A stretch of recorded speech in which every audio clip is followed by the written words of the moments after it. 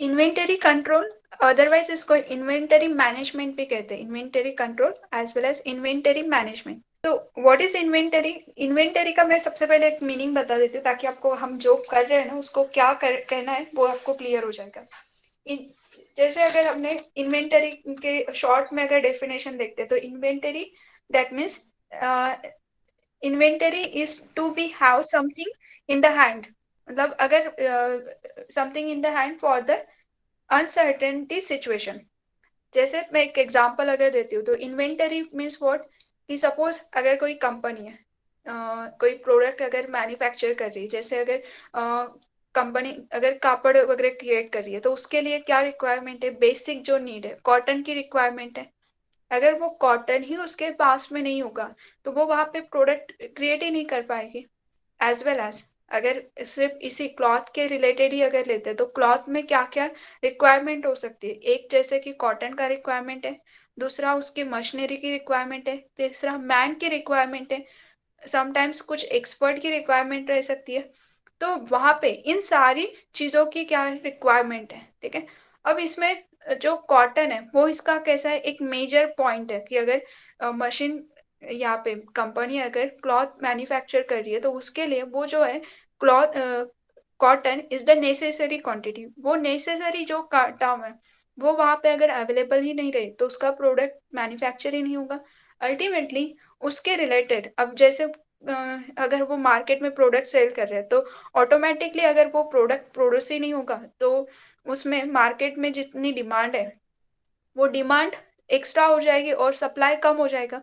हमने last to last lecture में ये डिस्कस किया था, demand and supply transportation problem. तो हम ऑलवेज क्या करते हैं, प्रॉब्लम को बैलेंस करने की कोशिश करते हैं, और प्रॉब्लम बैलेंस अगर हो गया, तो उसमें क्या हो जाता है, हमारा जो प्रॉब्लम, डिमांड जितनी डिमांड और रिक्वायरमेंट, वो कंडीशन होल्ड हो जाती है। तो हम ऑलवेज ट्राई करते हैं कि हमारा प्रॉब्लम्स कैसा रहेगा, बैलेंस प्रॉब्लम होना चाहिए, कि डिमांड और सप्लाई दोनों पे फुलफिल होने चाहिए। बट अगर कोई कंपनी को यहाँ पे मटेरियल प्रोवाइड ही नहीं हो रहा है, उसका जो कच्चा मटेरियल, जिसको उसको रॉ मटेरियल बोलते हैं हम, तो वो जो मटेरियल है वो अगर उसको प्रोवाइड ही नहीं हो रहा है, तो वो प्रोडक्ट बना ही नहीं पाएगा। अल्टीमेटली मार्केट में वो प्रोडक्ट कम पड़ेगा। सो वहां पे क्या हो जाएगा, उस कंडीशन में डिमांड बढ़ रही है, और प्रोडक्ट, जितने नंबर ऑफ प्रोडक्ट चाहिए, demand is more than supply, और सप्लाई जैसे जैसे कम होते जाएगा, वैसे वैसे उस प्रोडक्ट की कॉस्ट बढ़ती जाएगी। सो अल्टीमेटली वो कॉस्ट के ऊपर असर करेगा। ये सारी सिचुएशन रहती है। तो हमारा प्रॉब्लम क्या रहता है, इन्वेंटरी कंट्रोल के अंदर हम स्टडी क्या करते हैं, कि हमारा मेन मोटिव क्या है, इस डिमांड और सप्लाई को बैलेंस में रखना। अब उस डिमांड सप्लाई को बैलेंस में रखने के लिए हमें क्या रखना चाहिए, तो हमारे पास में, जैसे हमने अभी एग्जांपल लिया था कि कंपनी अगर क्लॉथ मैन्युफैक्चर कर रही है, तो उसके लिए रॉ मटेरियल जो जो लगने वाला है, वो कुछ हम स्टॉक में लेके रख सकते हैं। उसमें भी सर्टेन कंडीशन रहती है कि अगर आपको क्लॉथ की रिक्वायरमेंट है, वी नो दैट इसको इतना इतना क्लॉथ एक साल में, ये कॉटन जो है अगर उसको क्रिएट करना है प्रोडक्ट, तो उसको क्या लगेगा, कॉटन का रिक्वायरमेंट है। अब वो कॉटन एक साल में वो कितना यूज करता है, उनके पास में वो एक रफ आइडिया रहता है कि हाँ इतना। क्या करेगा, अगर उसको वो प्रोड्यूस फैक्ट्री में वो प्रॉपरली अगर वहां पे कोई ब्रेक ना हो, इस तरह से अगर उसको मैनेज करना है, तो वो थोड़ा एज कंपेयर टू जितना स्टॉक उसको साल में लगता है, उसके कंपैरिजन में थोड़ा वो एक्स्ट्रा लेगा। क्यों? क्योंकि अगर एक्स्ट्रा रहा, तो समटाइम्स ऐसे प्रॉब्लम्स आ सकती है कि चलो वो प्रोडक्ट किसी साल में कम, जहाँ पे कॉटन की बात कर रहे, तो किसी साल में अगर उसका प्रोडक्ट, ये जो है रॉ मटेरियल अगर कम मिल गया, या फिर कुछ प्रॉब्लम आ गई, तो ये सारे प्रॉब्लम के लिए कुछ हमें स्टॉक लेके रखना पड़ता है। तो वो क्या होता है, हम प्लानिंग करते रहते हैं, तो वो एक स्टॉक का एग्जाम्पल हुआ। समटाइम्स कुछ मैन का रिक्वायरमेंट रहता है। तो ये सारी जब हम स्टडी करते हैं कि कुछ मशीनरीज, कुछ मैन, इनके बारे में, तो यहाँ पे इन्वेंटरी मतलब क्या होगा, मे बी वो मैन के करस्पॉन्डिंग होता हो सकता है, मतलब मैन इन्वेंटरी कहला सकता है, या फिर मटेरियल, या फिर machines. So inventory is consist of usable but ideal resources. ऐसे नहीं है कि कुछ भी लेके और कुछ भी कर रहे हो, no, it is a ideal resources, मतलब कॉटन का रिक्वायरमेंट है तो वो कॉटन जितना रिक्वायरमेंट है उसके डबल टिबल आप लेके रख रहे हो और प्रोडक्ट प्रोड्यूस करने के बाद में वो मार्केट में सेल हो ही नहीं रहा है तो वहां पे हमारा लॉस हो जाएगा। तो हमें लॉस में भी नहीं जाना, एक्स्ट्रा प्रोडक्ट प्रोड्यूस करके और कम भी नहीं पड़ना चाहिए। तो इस हिसाब से क्या करते हैं हम, inventory consist of usual but ideal resources. This resources may be any type, वो किस फॉर्म में रह सकता है, मे बी रिसोर्सेस में मैन भी आ सकता है, मटेरियल भी आ सकता है, मशीन्स आ सकता है, क्योंकि समटाइम्स कुछ मैन की रिक्वायरमेंट रह सकती है उस कंपनीज को उसके टाइम पे। या फिर मटेरियल्स में अगर देखते तो जैसे कॉटन का आपको बताया था मशीन्स, तो वहां पे मशीन्स में यहाँ पे मशीन्स में भी क्या होता है कि अगर हम क्लॉथ क्रिएट कर रहे हैं तो वहां पे क्या हो सकता है कि जो मशीन यूज कर रहे हैं वो मशीन बार बार यूज करने से पर्टिकुलर कोई पार्ट के खराब होने के बार बार चांसेस रहते होंगे।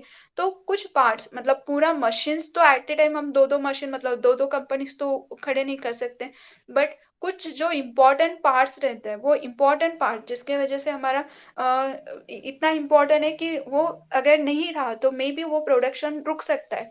तो ऐसे टाइम पे कुछ जो छोटे मोटे पार्ट्स रहते हैं वो भी हम एक्स्ट्रा क्वांटिटी में वहां पे फ्यूचर पर्पस के लिए वो कुछ क्वांटिटीज में, वो भी कैसे एक्सट्रीमली लार्ज नहीं, कुछ कम भी नहीं, थोड़ा सा, जिससे जिसके वजह से जो अगर हमारे पास में अवेलेबल रहा तो भले ही एक आधा पार्ट खराब हो गया तो उसको इमीडिएटली रिप्लेस करके हमारा वर्क विदाउट स्टॉप हम कंटिन्यू कर सकते हैं। तो मतलब वहां पे मशीन्स भी हो सकती है इनमें इन्वेंटरी के अंदर।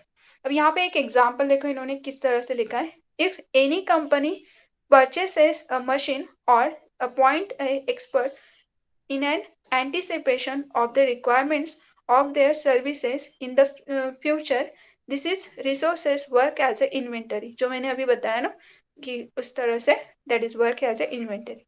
What is the stock? Stock ये आप हमेशा वर्ड यूज करते हैं तो स्टॉक अब जो कॉटन का मैंने आपको बताया कि कंपनी को सपोज कुछ टन कॉटन का रिक्वायरमेंट है, सपोज 200 टन वो कॉटन यूज कर रही है, तो वो क्या करेगा 200 टन अगर इसको कॉटन का रिक्वायरमेंट है एग्जैक्ट, तो वो एग्जैक्टली उतना ऑर्डर ना करते हुए उससे थोड़ा सा एक्स्ट्रा ऑर्डर कर सकता है। थोड़ा एक्स्ट्रा ऑर्डर किस लिए कर रहा है, वो स्टॉक में वहां पे लेके रखेगा। सिमिलरली अगर इलेक्ट्रिसिटी प्रोड्यूस करने वाला कोई कंपनी है तो वहां पे इलेक्ट्रिक पावर प्लांट वहां पे क्या होता है कि उनको कोल की जरूरत रहती है। अब वहां पे जितना उनको रिक्वायरमेंट है उसमें भी वो क्या करेंगे, थोड़ा सा एक्स्ट्रा ऑर्डर करके रख सकते हैं। थोड़ा एक्स्ट्रा ऑर्डर करके वो जो स्टोर करके रखते हैं तो वो क्या हो जाएगा हमारा stock. So stock is a order to meet an expected demand और डिस्ट्रीब्यूशन इन द फ्यूचर। अब ये जो रहेगा कि उसकी रिक्वायरमेंट रह सकती है और उस हिसाब से हम उसको थोड़ा सा एक्स्ट्रा जो ऑर्डर कर रहे हैं जो स्टोर कर रहे हैं that is for future point of view, that is our stock. अब स्टॉक के अंदर भी अगेन सारा जो ये स्टॉक वगैरह लेके रखते हैं ना, वो भी ऐसे ही नहीं कि कुछ भी लेके रखा और रख दिया करके हमें ये लगने वाला है इसलिए रख दिया, नहीं। इसमें भी क्या होता है, स्टडी होता है। स्टडी किस तरह से होता है कि अगर कंपनी टॉय वगैरह ये प्रोड्यूस कर रहा है तो हमें पता है कि हमारे ये इतने साल में इतने प्रोडक्ट सेल होते हैं, वो इस हिसाब से लेके रखेगा कि अच्छा एक साल में इतने सेल होते हैं, तो हमें पता है कि एग्जैक्टली हमारा ये सेल होने वाला है, तो हम उसको स्टॉक में लेके रखते हैं। बट अगर इन केस वो अगर प्रोडक्ट सेल नहीं होता है तो वहां पे उसका लॉस होने के चांसेस है, तो एक्स्ट्रा मटेरियल भी लेके रखा, ऊपर से वो प्रोडक्ट क्रिएट करने के बाद में वो सेल भी नहीं हो रहा है, तो उसके वजह से उसका डबल लॉस हो सकता है। तो स्टॉक में रॉ मटेरियल भी है, ऊपर से जो बना हुआ प्रोडक्ट सेल करना है तो वो सेल नहीं हो रहा है। सो ये सारी कंडीशन पहले ही स्टडी की जाती है कि स्टॉक में लेके रखना ये भी कैसा होना चाहिए, आइडियल सिचुएशन जो फ्यूचर पॉइंट ऑफ व्यू लेके रख रहा है या फिर कुछ कर रहे हैं तो इट इज आइडियल। स्टॉक के अंदर समटाइम्स ये भी होता है जैसे कुछ सीजनल प्रोडक्ट्स रहते हैं। सीजनल मतलब कैसे कि समर में कूलर जो रहता है या फिर जो भी समर में कूलर हो गया या फिर दिवाली के टाइम पे फटाके ज्यादा यूज होते हैं तो वहां पे बारूद वगैरह की रिक्वायरमेंट रहती है। तो वो सीजनल जो प्रोडक्ट्स रहते हैं उस टाइम पे क्या होता है वो मटेरियल हमें लगने वाला है और उस हर साल का अगर ग्राफ देखते हैं तो उस टाइम पे उसकी रिक्वायरमेंट रहती है, तो उस टाइप के प्रोडक्ट हम फ्यूचर के हिसाब से, मतलब अगर दिवाली आ रही है तो उस टाइम पे उसका बारूद वगैरह लेके तब बनाना स्टार्ट नहीं करते, तो हम एडवांस में ही प्रोडक्ट को बना लेते हैं ताकि बराबर दिवाली के टाइम पे वो मार्केट में आ सके। तो उस टाइम पे क्या होता है, प्रोडक्ट भी हम बना के उसको उस पर्टिकुलर ड्यूरेशन के लिए बना के रखते हैं ताकि वो क्या होगा, मार्केट में प्रॉपर टाइम पे आ जाएगी, तो वो भी हमारा एक स्टॉक के अंदर कंसिडर होता है। ओके, तो ये हो गया इन्वेंटरी। इन्वेंटरी में भी मैन, मशीन या फिर मटेरियल्स हो सकता है। Second, stock. स्टॉक में हम क्या करते हैं, stocks are in order to meet the expected demand और distribution in the future. Next रहता है इसमें पॉइंट टाइप्स ऑफ इन्वेंटरीज। अब टाइप्स ऑफ इन्वेंटरीज में ये जो हम इन्वेंटरी की बात कर रहे हैं कि हमें ये जो रिक्वायरमेंट है, मशीन, मटेरियल, ये जो सब कुछ हम बता रहे हैं, तो इसमें क्या क्या टाइप्स है। तो types of inventory, inventory may be held for various of the purposes, but in general there are the following 5 types of inventories that can be enterprises can use for the serving these purposes. Now the first is movement inventories. अब movement मतलब क्या होता है, move होना एक से दूसरे जगह पे। तो मूवमेंट इन्वेंटरीज में क्या आता है कि आप रॉ मटेरियल जो है वो किसी अदर सिटीज में और दूसरे सिटी में उसका कंपनी है, तो कंपनी को वो रॉ मटेरियल का रिक्वायरमेंट है, तो वो उस सिटी से वहां पे ऑर्डर कर रहे हैं। अब ऑर्डर करते वक्त वहां पे दूसरे सिटी से ट्रांसपोर्टेशन का फैसिलिटी लगेगा, मे बी वो ट्रेन हो सकता है, बस हो सकता है, और जो जो भी कुछ रहेगा वो रह सकता है। तो अब इन्वेंटरी क्या करेगा कि इन केस अगर आप जो इलेक्ट्रिसिटी का एग्जांपल दिया था, वहां पे कोल का रिक्वायरमेंट है। अब वो जो है वो ट्रांसपोर्टेशन कौन सा वो जो कंपनी के पास में प्रोवाइड कर रहा है, वहां पे ट्रेन ट्रेन ये यूज करके वो क्या कर रहा है, जहां से वो कोल का जो जहाँ पे होगा, वहां से जिस सिटी में कंपनी है उस सिटी जहाँ उस प्लेस पे वो लेके आ रहा है, उस ट्रांसपोर्टेशन के टाइम पे वो ट्रांसपोर्टेशन के लिए ट्रेन यूज कर रहा है। तो अगर ट्रेन यूज कर रहा है तो ट्रेन पक्का आने वाला ये नोन है, बट समटाइम्स ऐसे प्रॉब्लम हो सकता है कि कुछ प्रॉब्लम्स के वजह से वो आ ही ना पाए। तो वहां पे क्या होता है, मोमेंट इन्वेंटरीज। तो उस रिस्पेक्ट में जब हम ये करते हैं ट्रांसपोर्टेशन के लिए वन से दूसरे इसमें ट्रांसफर करते हैं, तो उसके लिए भी एडवांस हम प्लानिंग कर सकते हैं। मतलब कोल इस तरह से प्रॉब्लम हो सकती है तो कोल एक्स्ट्रा लेके रखा है, तो वो क्या हो जाएंगी, moment inventories. Moment inventories, this is also called transferable inventories arising due to the shifting of the inventories item to distribution the center, and for various production centers the amount of moment inventories depend on the time consumed in the transportation and the nature of demand. For example, when the coal is transferred from the coal field to an industry unit by trains, then the coal while in the transit cannot be provided any service to the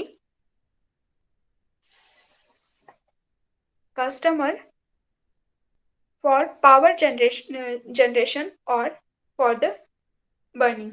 अब देखो यहाँ पे क्या हो रहा है कि अगर ये मोमेंट इन्वेंट्रीज की बात करें तो मोमेंट इन्वेंट्रीज में क्या हो रहा है कि ये जो एग्जांपल इन्होंने लिखा है, when the coal is transform from the coal field to the industrial. अब इस इंडस्ट्री के लिए कोल ट्रांसफर हो रहा है, तो यहाँ पे ट्रांसपोर्टेशन मतलब मोमेंट हो रहा है, it is a moment inventory इसका एग्जांपल है।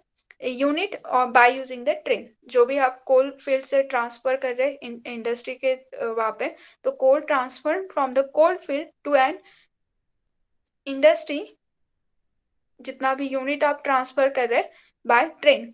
अगर ये ट्रेन से ट्रांसफर कर रहा है तो ट्रेन ट्रेन इसका ये एक मेन फैक्टर होगा ट्रांसपोर्टेशन का।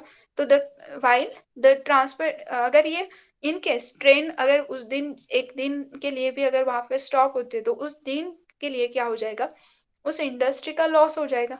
अब ये लॉस ना हो इसलिए हम क्या करते हैं, कोल जो पर यूनिट के हिसाब से जो भी यूनिट को रिक्वायरमेंट होती है उससे थोड़ा सा हम क्या करते हैं, उसको एक्स्ट्रा लेके रखते, तो वहां पे क्या होगा, it is called momentary event in momentary inventories. ठीक है, मोमेंट इन्वेंट्रीज मतलब ट्रांसपोर्टेशन का प्रॉब्लम होने की मे भी चांसेस हो सकते, तो उस हिसाब से जो हम ऑलरेडी स्टॉक में रखते हैं, तो that is a moment inventories. Then the next is buffer inventories. Second is buffer inventories means क्या होता है, जैसे कुछ ऐसे सिचुएशन रहती है कि जैसे सपोज आपको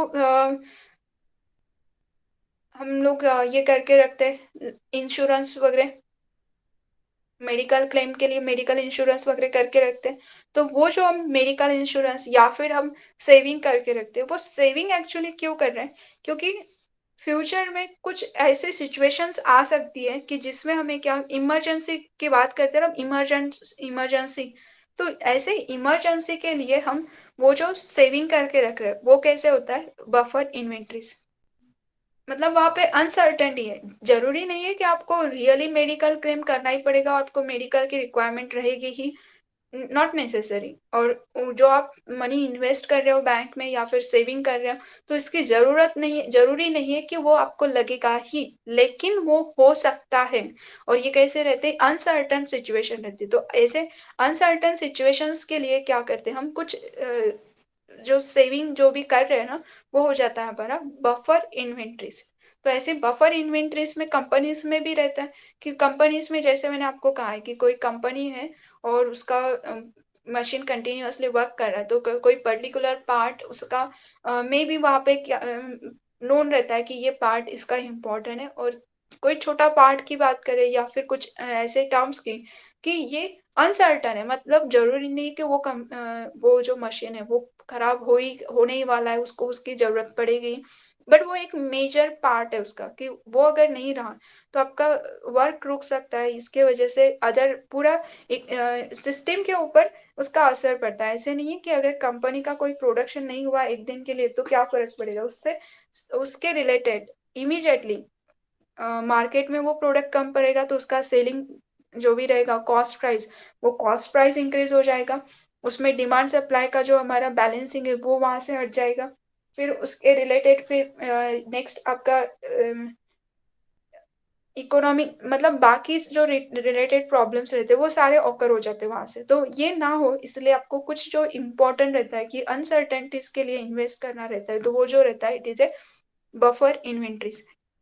So these are the maintained to meet a uncertainty of the demand and the supply.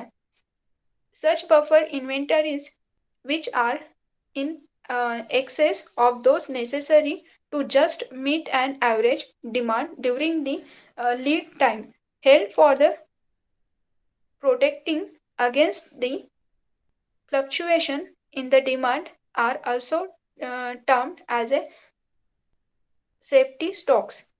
ये जो मैंने अभी बताया ना फॉर अवर सेफ्टी, हम मेडिकल क्लेम वगैरह करके रखते हैं उस टाइप का, तो ये कैसे हो जाएगा, फॉर अवर सेफ्टी जो हम स्टॉक करके रखते हैं, तो safety stock it is called buffer inventories. Then next is anticipation. Anticipation inventories मतलब क्या होता है, जो मैंने अभी आपको बताया था कि दिवाली के टाइम पे सीजनल जो इन्वेंट्रीज है, सीजनल के हिसाब से हम जो करके रखते हैं, तो वो जो रहता है it is a anticipation inventories. Anticipation inventories उसके अंदर जो दिवाली का एक एग्जांपल दिया है, सिमिलरली समर में एयर कंडीशनर की रिक्वायरमेंट रहती है, तो वो भी क्या हो जाएगा, एंटीसिपेशन इन्वेंट्रीज। तो वो हमें पता है कि इस साल में इस समर में इसमें इस पर्टिकुलर प्रोडक्ट की रिक्वायरमेंट रहती है, तो वो प्रोडक्ट टाइम पे, जैसे अभी समर आ रहा है तो उसके पहले ही वो प्रोडक्ट क्रिएट करके हम स्टॉक में रख देते, ताकि प्रॉपरली उस टाइम पे हम उसको मार्केट में सेल कर सके। अगर ऐसे नहीं किया और टाइम पे उस टाइम पे अगर हमने जिस जब जरूरत है तभी हम अगर उसको बनाते हैं, तो उसमें जो टाइम जाएगा, एक तो वहां पे टाइम का भी लॉस हो जाएगा, एनर्जी जाएगी, क्योंकि उतने शॉर्ट टाइम में वो बनाने के लिए टाइम का एक असर होगा। सेकेंड इम्पोर्टेंट थिंग क्या रहेगा कि जब उसकी जरूरत है तब वो मार्केट में आना थोड़ा सा मे भी इम्पॉसिबल हो जाएगा, तो उसके वजह से वो कम पड़ेगा मार्केट में, तो again the cost will be increase. तो ये सारी सिचुएशन को अवॉइड करने के लिए क्या करते हैं हम, एंटीसिपेशन इन्वेंट्रीज का डिस्कशन करते हैं। तो एंटीसिपेशन इन्वेंट्री मतलब क्या होता है, सीजनल इन्वेंट्री। तो this are also known as seasonal inventories are held because of the future demand for the product and the anticipated. The product of specialize the item like uh, crackers will before the Diwali, electric fan and air conditioner when the summer is approaching. Then the fourth is decoupling inventories. Decoupling inventories मतलब जो मैंने अभी आपको example दिया था कि कोई machine work कर रही है तो उसका कोई पर्टिकुलर पार्ट या फिर कुछ आप क्या करते हो कि एक्स्ट्रा क्वांटिटीज में लेके रखते हो। तो ये क्या होता है कि सेम सेम आपके पास में हो सकते हैं, तो ऑन एन एवरेज या फिर सम इस तरह से। तो वो क्या होगा, डिकपलिंग इन्वेंट्रीज। वैसे कॉटन का एग्जांपल अगर लेते हैं तो कॉटन ऑलरेडी आपके पास में है, लेकिन अगर हम सेम प्रोडक्ट वहां पे लेके रख रहे हैं तो यहाँ पे एक्स्ट्रा अमाउंट में for the future point of view जो कर रहे हैं ना, तो वहां पे क्या होता है, डीकपलिंग इन्वेंट्रीज। तो डीकपलिंग इन्वेंट्रीज मतलब क्या है, if various production stage operate successively then in the event of breakdown of one or any disturbances at some stage can be affected the entire system। मतलब अगर मशीन वर्क कर रही है तो उसका कोई एक पर्टिकुलर पार्ट है कि जिस जो अगर डैमेज हो गया तो वहां पे पूरा मशीन वर्क करना बंद करेगा। हमें पता है कि ये पर्टिकुलर पार्ट ऐसा है कि उससे अगर वो डैमेज हो गया तो मशीन वर्क ही नहीं कर पाएगी। कुछ पार्ट अगर हो गया तो वो थोड़ा सा वर्क कर सकता है, फिर उसको रिप्लेसमेंट वगैरह कर सकते हैं। लेकिन कुछ जो इंपॉर्टेंट चीजें रहती हैं कि जिसका रिप्लेसमेंट मतलब वही सेम पार्ट ही लगाना पड़ता है, तो ऐसे टाइम पे क्या होता है कि वो अगर ब्रेक हो गया तो उस टाइम के लिए वो पूरा वर्क स्टॉप हो जाएगा। Any disturbances at the same stage can be affected the entire system, तो उसके वजह से पूरा इंटायर सिस्टम डिस्टर्ब होगा। This kind of interference in is not only costly but also disturbing for the entire system। इसके वजह से वो प्रोडक्ट का कॉस्ट तो बढ़ेगा ही, बाकी डिमांड सप्लाई का वो जो बैलेंसिंग है वो भी हट जाएगा, और सारी ही सिस्टम वहां पे क्या हो जाएगी, डिस्टर्ब हो जाएगी। The inventory used to reduce the interpretation of the various stage of the production system are known as the decoupling inventories। तो डीकम्प्लेंटिंग इन्वेंटरी में क्या होता है कि सपोज कुछ एक्स्ट्रा अमाउंट में सेम आप फ्यूचर ये जो इम्पोर्टेंट चीजें रहती है वो उसको पहले से ही रेडी रखते हो, तो वो रहता है decoupling inventories. Then the last is lot size inventories. अब ये लॉट साइज इन्वेंट्री के लिए बेस्ट एग्जांपल कौन सा है कि हमने ये जो कोल का एग्जांपल लिया था कि पावर प्लांट में कोल की रिक्वायरमेंट है। वो सपोज अगर मैं एक रफ में बता रही हूँ कि कितने टन, वो 100 टन सपोज उसको लग रहा होगा। तो 100 टन वो अगर लग रहा है तो वो क्या करता है, 100 टन तो 100 से थोड़ा सा वो क्या कर लेता है, एक्स्ट्रा लॉट में बुला लेता है। मतलब ऐसे नहीं है कि आज उसको प्रोडक्ट प्रोड्यूस करना है तो उसको जो रॉ मटेरियल लग रहा है वो एक एक डेली के हिसाब से बुला रहा है, नहीं, वो क्या करता है लॉट में वहां पे लेके रखता है। तो लॉट में लेके रखने से क्या होता है, लॉट एट टाइम अगर आप लेते हो कोई प्रोडक्ट, देखो कुछ लॉट में अगर आप लेते हो तो उससे आपका टाइम से हो जाता है। एक ही बार आप बुला रहे हो तो ट्रेन से अगर वो प्रोडक्ट आ रहा है या फिर कुछ वो ट्रांसपोर्टेशन का कॉस्ट भी बच जाता है, टाइम से होता है। और ऊपर से वो ऑलरेडी अवेलेबल होने की वजह से जब हम प्रोडक्ट प्रोड्यूस कर देंगे तो उस टाइम पे उसकी कमी नहीं होगी। उसका मतलब है हमारा जो प्रोडक्शन का जो वर्क है वो उसके वजह से स्टॉप नहीं होगा।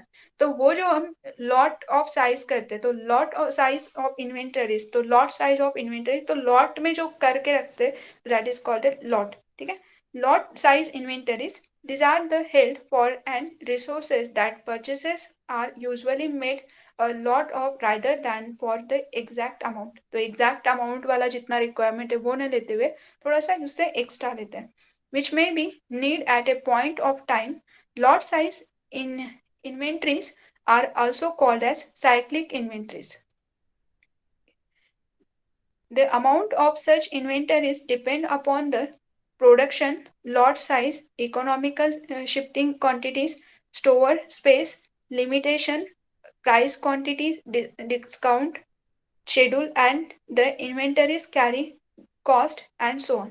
अब ये जो लॉट साइज इन्वेंटरीज है ये किसके किसके ऊपर डिपेंड करेगा। अब जो रॉ मटेरियल लग रहा है वो 100 यूनिट लेते हैं या फिर 10 यूनिट लेते हैं तो इनका डिफरेंट डिफरेंट कॉस्ट हो सकता है।